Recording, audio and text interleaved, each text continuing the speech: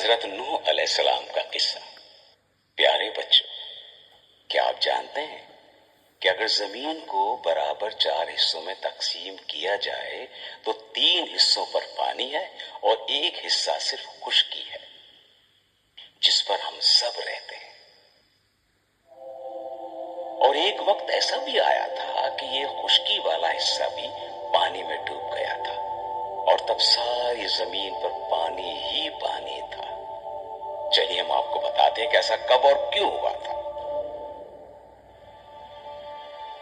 آج سے تقریباً 7000 سال پہلے کی بات ہے۔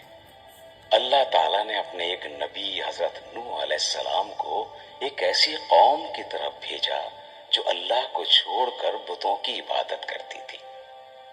جن بتوں کی وہ عبادت کرتے تھے ان میں سے چند مشہور بتوں کے نام ود، سوا، یغوث، یعوق اور نصر تھے۔ حضرت نوح علیہ السلام نے قوم کے تمام افراد کو اکٹھا کیا اور انہیں کہا، اے لوگو، تمہیں تو اس اللہ کی عبادت کرنی چاہیے تھی جس نے تمہیں پیدا کیا ہے۔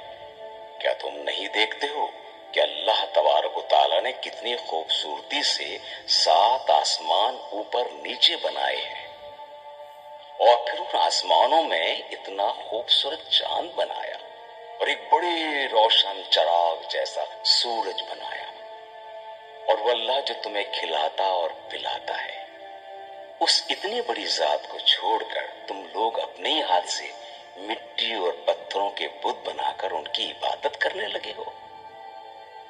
لوگوں نے جب حضرت نوح علیہ السلام کی باتیں سنی تو بجائے ان پر عمل کرنے کے الٹا حضرت نوح علیہ السلام کو برا بھلا کہنا شروع کر دیا۔ حضرت نوح علیہ السلام نے ان لوگوں کو اللہ کی طرف بلانا شروع کر دیا۔ آپ علیہ السلام دن رات انہیں اللہ کی طرف بلاتے تھے اور وہ لوگ حضرت نوح علیہ السلام کو دیکھ کر اپنے کانوں میں انگلیاں ڈال لیا کرتے تھے،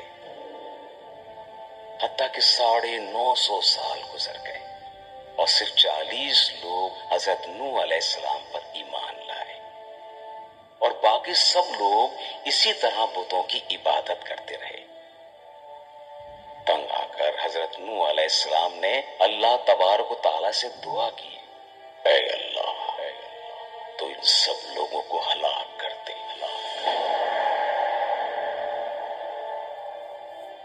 اللہ تعالیٰ نے حضرت نوح علیہ السلام کو حکم دیا کہ آپ ایک بڑی کشتی بنائیں کیونکہ میں ان پر پانی کا عذاب بھیجوں گا اور اس عذاب سے وہی بچے گا جو آپ کے ساتھ اس کشتی میں ہوگا۔ حضرت نوح علیہ السلام نے ایک بہت بڑی لکڑی کی کشتی بنانا شروع کر دی۔ جب قوم کے لوگوں نے حضرت نوح علیہ السلام کو کشتی بناتے دیکھا تو پوچھا، آپ یہ کشتی کیوں بنا رہے ہیں؟ حضرت نوح علیہ السلام نے فرمایا، مجھے میرے اللہ نے بتایا ہے کہ وہ تم پر پانی کا عذاب بھیجے گا اور اس سے وہی بچے گا جو ایمان قبول کر کے اس کشتی میں آئے گا۔ اس پر وہ لوگ ہنسنے لگے اور مذاق کرنے لگے کہ اگر پانی آ بھی گیا تو ہم پہاڑوں پر چڑھ جائیں گے اور اپنے مکانوں کی چھت پر بیٹھ جائیں گے۔ حضرت نوح علیہ السلام نے ان سے کہا کہ جب وہ عذاب آئے گا تو کوئی چیز تمہیں اس سے بچا نہیں سکے گی۔ پھر وہ دن آ گیا جس دن اللہ کا عذاب آنا تھا۔ آسمان سے موسلا دھار بارش برسنے لگی، بجلیاں کڑکنے لگی اور آندھیاں چلنے لگی، چشموں سے پانی ابلنے لگا، آسمان اور زمین پر ہر طرف سے پانی ہی پانی آ رہا تھا۔